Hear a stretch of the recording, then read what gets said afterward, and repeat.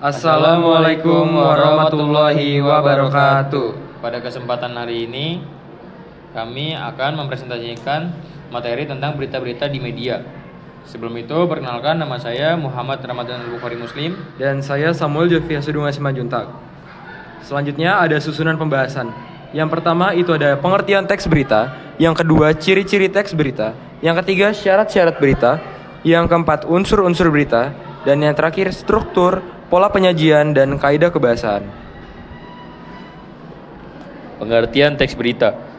Teks berita merupakan teks yang berisi informasi atau kejadian penting yang telah atau sedang terjadi dan disajikan melalui media antara lain media cetak, contohnya koran, tabloid, dan majalah.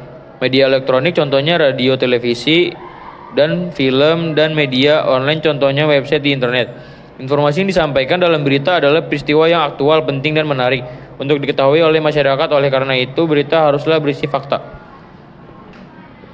Selanjutnya, ciri-ciri teks berita. Yang pertama, berita bersifat faktual atau harus sesuai fakta dan bukan opini atau pendapat penulis serta tidak ada rekayasa. Yang kedua, berita berisi informasi faktual, terbaru atau terkini yang dianggap bermanfaat bagi khalayak manusia. Yang ketiga, kronologis atau runtutan peristiwa disajikan secara urut serta memiliki keterangan waktu dan tempat berlangsungnya peristiwa. Yang keempat, isi berita jelas dan menggunakan kalimat sederhana yang mudah dimengerti. Yang kelima, bersifat objektif atau apa adanya dan umum.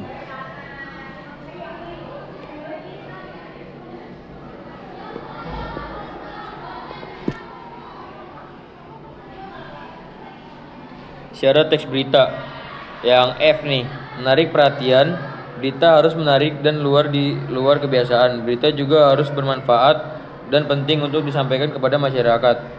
Berikutnya, kedekatan berita akan menimbulkan nilai ketertarikan lebih kepada pembacanya dikarenakan kedekatan psikologis dan lokasi atau geografis. Setelah itu, sistematis dan mudah. Berita harus disusun secara runtut dan informasi penting diletakkan di awal. Adapun kata dan istilah yang digunakan harus mudah dipahami oleh pembaca, pendengar, dan atau pemirsa awam. Yang terakhir, dampak, yaitu sekuat apa berita itu memberikan pengaruh dalam memberikan informasi, mempengaruhi, menghibur, dan mendidik yang merupakan tujuan jurnalistik. Selanjutnya, unsur-unsur berita. Ada beberapa unsur berita, yaitu ada 6. Yang pertama ada what atau apa, dinyatakan dengan pernyataan peristiwa apa yang terjadi. Selanjutnya, who atau siapa, dinyatakan dengan pernyataan atau pertanyaan siapakah pelaku dalam peristiwa itu. Yang ketiga, when atau kapan, dinyatakan dengan pertanyaan kapan peristiwa itu terjadi.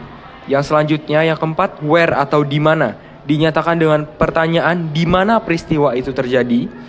Yang kelima, why atau mengapa, dinyatakan dengan pertanyaan mengapa peristiwa itu dapat terjadi.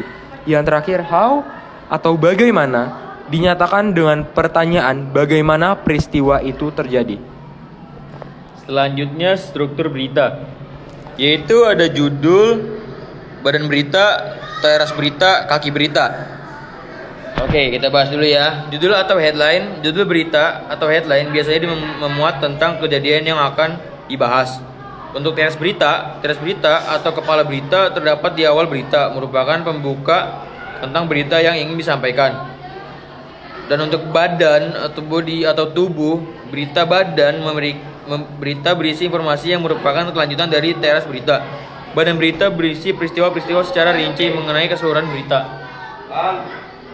Yang terakhir ada kaki atau leg atau ekor berita. Kaki berita berisi informasi yang kurang penting dan bersifat sebagai informasi tambahan. Jika kaki berita dihapuskan, tidak akan berpengaruh pada kelengkapan berita. Selanjutnya, pola penyajian berita. Struktur bebas. Pola penyajian struktur bebas. Hal yang menarik dapat diletakkan di bagian tengah atau akhir berita. Biasanya digunakan pada penulisan feature. Yang selanjutnya, piramida bertumpuk. Pola penyajian piramida bertumpuk digunakan untuk membangkitkan rasa ingin tahu pembaca. Hal ini dilakukan agar pembaca mengikuti berita dari awal hingga akhir. Hal ini karena setiap paragraf memiliki informasi yang sama penting. Selanjutnya, piramida terbalik. Pola penyajian piramida terbalik, informasi yang paling penting diletakkan di bagian atas atau paragraf pertama. Paragraf ini berisi jawaban atas pertanyaan adik Simba. Apa, di mana, kapan, siapa, mengapa, dan bagaimana. Atau bagian terpenting, berita.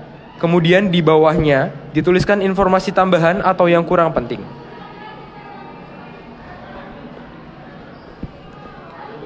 Kaidah kebahasan.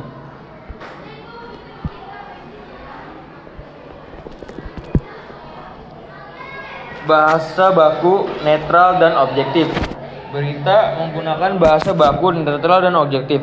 Bahasa juga disebut singkat, padat, lugas, jelas, dan komunikatif.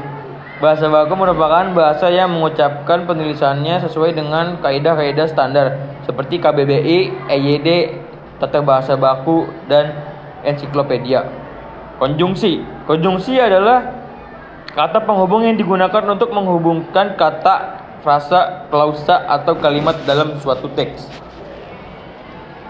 Kaidah kebahasan selanjutnya ada konjungsi. Bentuk konjungsi. 1. Konjungsi temporal merupakan kata penghubung yang mengacu pada waktu. Contohnya sajak, sebelum, ketika, sejenak, dan lain-lain. 2.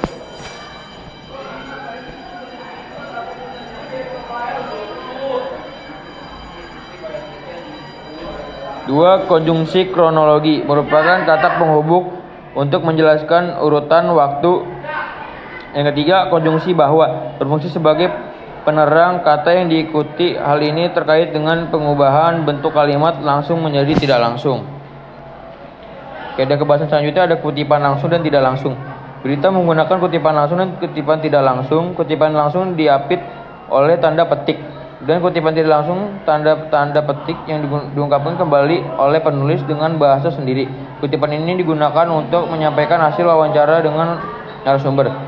Selanjutnya ada kata kerja mental. Kata kerja atau verbal mental adalah jenis kata kerja yang mengekspresikan sikap atau respons seseorang terhadap suatu tindakan. Pengalaman atau keberadaan kata kerja mental menunjukkan aksi yang menerapkan persepsi seperti persepsi efeksi.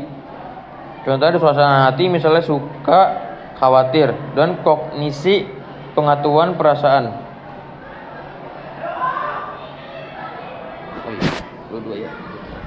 Selanjutnya, adverbiba atau kata keterangan.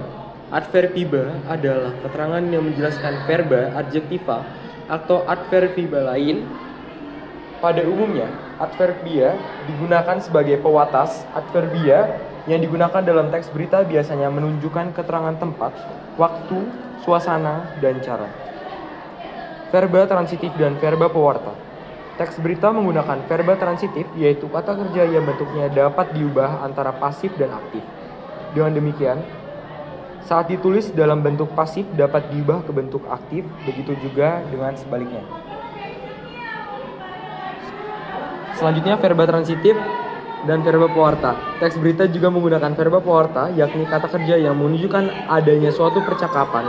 Misalnya menggunakan kata kerja ujar, tutur, perkataan, pungkas, cerita gagasan tersebut, cerita dan disampaikan oleh. Selanjutnya, bahasa denotatif.